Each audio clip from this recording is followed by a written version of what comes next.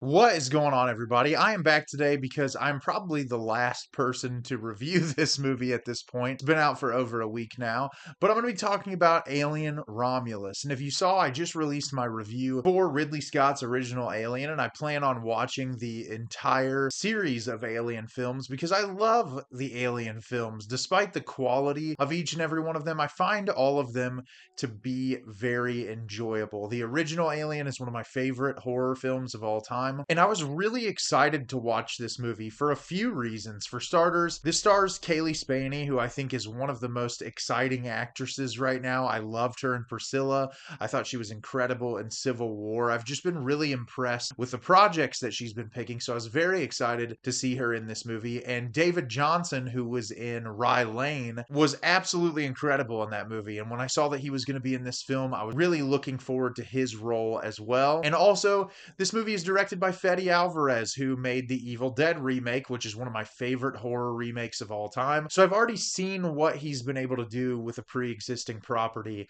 which made me really excited to see this. And his film Don't Breathe, I found it to be entertaining. I don't think it's incredible or anything, but I really enjoyed it. So he's an incredibly competent director. So I felt pretty comfortable with the movie being put in his hands, and I'm really excited to discuss it with you today. Alien Romulus is directed by Fede Álvarez. While scavenging the deep ends of a derelict space station, a group of young space colonizers come face to face with the most terrifying life form in the universe. So, as I said, I was very excited to watch this movie, and it is a mixed bag for me. I will say I found a lot of this movie to be very enjoyable. I really loved the production design, the practical effects, the performances, but I found the other parts of this movie to be incredibly grating and irritating, super fan servicey in a way that was almost more obnoxious than a lot of the recent like Star Wars properties, where it's just like, hey, do you remember that? Hey, do you remember this line? And the film never completely balances to be something that I genuinely could love. It just was like set pieces and moments that I really enjoyed. But when I left the movie at the end, I just felt kind of disappointed that Fede Alvarez took the movie in the direction that he did, because there's a lot of really great things here. But I think that it really fumbles its execution, does some fun things in the third act, and I'll talk about it as a whole. I'm going to start this review by giving you no spoilers whatsoever, but as I get further on in the review, I will be getting into spoiler territory because it's the only way that I can talk about all of the qualms that I have with this film. So let's talk about a brief plot synopsis. So at the beginning of the film, we're introduced to Rain, played by Cailee Spaeny, who we are introduced to on this planet where she's working for the Weyland-Yutani Corporation. She's working these long days and hours to build up enough working credits so that she can get a travel permit to go to a different planet. And this planet that she is living on, there's literally no daylight. It's a completely miserable existence. And she lives on this planet with Andy, played by David Jonsson, who is an android that was left to her by her father. And it's one of the few things that she has left that is associated with her family. And she actually calls him her brother, and the two of them have a very close relationship despite him being this artificial intelligence android. And she gets called up by some of her friends that live on this planet as well. And they say, hey, we have a plan to finally get off of this planet. We have discovered this ship that is in orbit around the planet that we are on, and it's a Weyland-Yutani ship that is no longer in service. And we've done some research into it, and there should be 5 or 6 cryo chambers that we can put on our ship and travel to this planet. I can't remember the amount of time. I think they say it's like 9 months worth of travel or something like that, that they need the cryo sleep to be able to do the travel to get to this planet. Rain is very hesitant about it. She's like worried because she's like, I just really want to work my hours and get there. But she's been recently denied her leave, even though she'd worked those amount of hours. She's been told she's been put on a forced extension. And so eventually she reluctantly agrees. And obviously this crew gets up to this space station and is confronted by face huggers and aliens. And the film turns into what we are very familiar with in the Alien franchise, people running around a spacecraft trying to stay alive from the xenomorphs. So as I said, this movie is an incredibly mixed bag for me, but I'm going to start with the positives.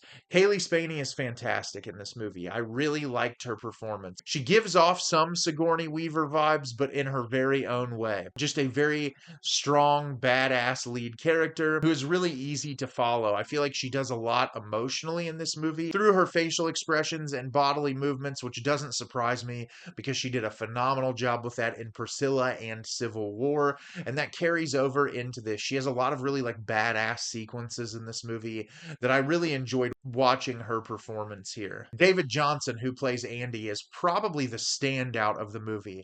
I loved him in Rye Lane, and I've been looking forward to seeing him in something else, and he is amazing. His character goes through all of these shifts throughout the film, and he is so perfect in every scene. Just the way he's able to turn on a dime like that, and just the way his face changes, and how he can go from very expressive to emotionless in like no time flat. And I really loved that about his character, and I think his chemistry with Cailee Spaeny on screen is really unique and interesting, and I liked that a lot about the movie. This film is very practical, which I respect Fede Álvarez for.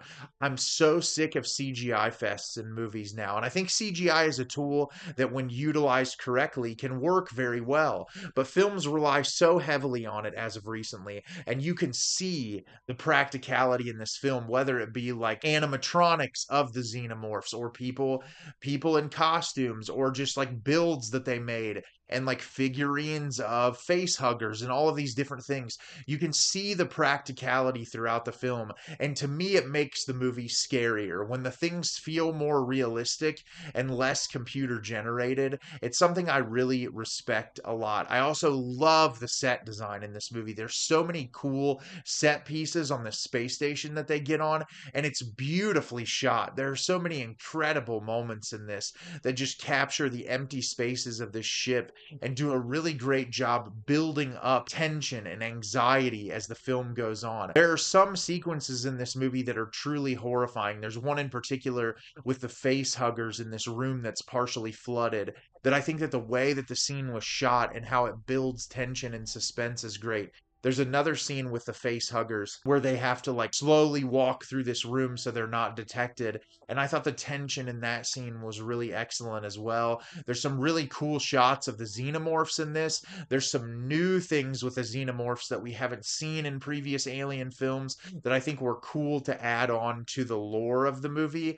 And that's what I really appreciated a lot. But then that's where my problems start to arise with the movie. And I have a lot of problems with this movie. But the first one is the fan service in this is beyond irritating. I'm talking direct quotes from Alien and Aliens that it's just like, okay, we get it. If you want to incorporate one, I totally understand it. But when every single scene I'm pulling something from one of those films, or like a wink and a nod, it becomes less of its own thing and becomes so reliant on, man, hopefully the audience loves that I'm incorporating these things that they already know.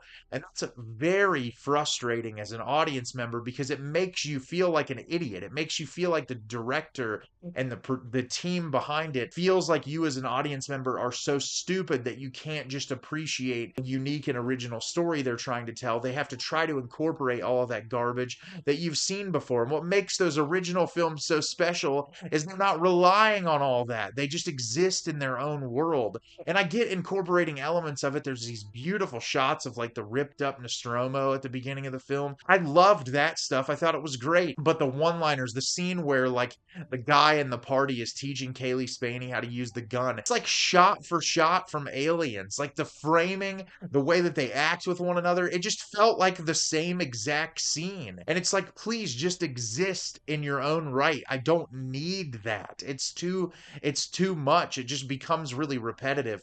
This film also changes tone quite a bit. This is going to come out right before my Aliens review. I just did a rewatch on Aliens, but one of the things about Aliens compared to Alien for me is Aliens, the action suspense element compared to the slow build up dread and horror of the original Alien.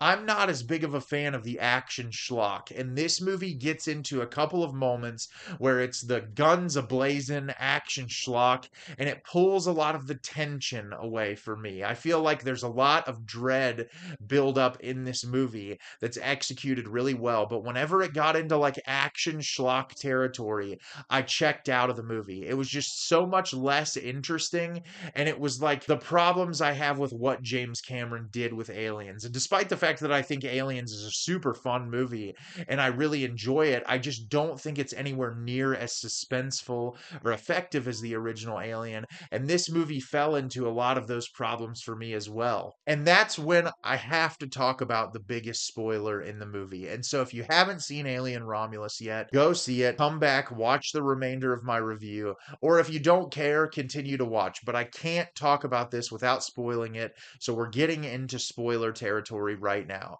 So the big spoiler in this movie, one of the biggest plot points, is they use the CGI animated image of Ian Holm in this, Ash, but he is not Ash in this movie. He is an android named Rook, and it is the most obnoxious, awful, dumb use of a character that I've seen in a movie in quite some time.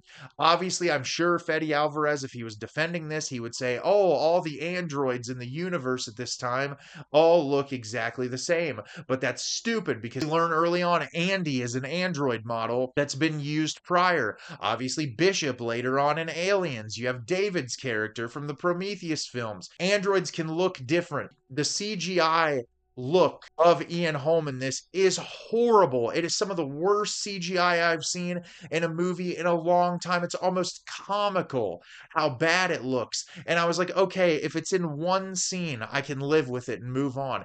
He is like the whole crux of the second half of the movie, and it is just so awful. Every time they cut to him, I was completely checked out of the movie. And I know Fede Álvarez checked in with Ian Holm's family. They were okay with it, but you don't need it because then it completely erases all of the interesting stuff you were doing on at the beginning of the movie and saying, I have to rely on stuff from the old movies for people to care. The beginning of this film is so interesting because it portrays the Weyland-Yutani Corporation in this evil way that is so in your face. And like they're essentially like enslaving these people with work on this planet.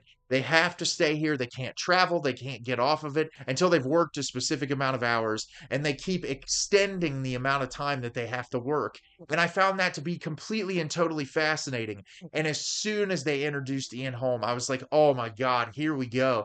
And it's just like the entire remainder of the film. Every time they cut back to him, I was completely checked out, and I was so uninterested because it's the same shit as the original Alien. He's like, oh, we have to get back to the objective of the only thing Weyland-Yutani cares about is studying these aliens. And there are so many plot holes in this movie and things that make absolutely no sense when you process them. And I'm not going to go through each and every single one. I was discussing the film when the film was finished, and there were so many loose ends and so many random things incorporated that made no sense. Characters make a lot of nonsensical decisions in this film that just don't add up. And so on top of all of those little things that were irritating me, this reliance on Ian Holm and then all the practicality in the film to give you the worst looking CGI you can ever imagine. The third act does this thing, which, since we're in spoiler territories, the xenomorph human hybrid, which is super fascinating. And I love the idea, but they wait until the last 10 minutes and they're like, it's here and we're going to wrap it up. And that's it. And it was like so many great ideas that were rushed in execution. And then that whole plot line with Ian Holm that just made the movie a mess overall. And I had fun with a lot of it. I think there's beautiful sequences that are shot here. And I think there's so many tense and really incredible moments. But at about the hour mark to the tail end, outside of the xenomorph human hybrid, it just felt like more of the same. And as someone who loves the original Alien and enjoys most of the franchise, I was irritated by a lot of this movie. And I'm not saying don't watch it, because I think there is a lot of stuff here that is really entertaining and a lot of fun.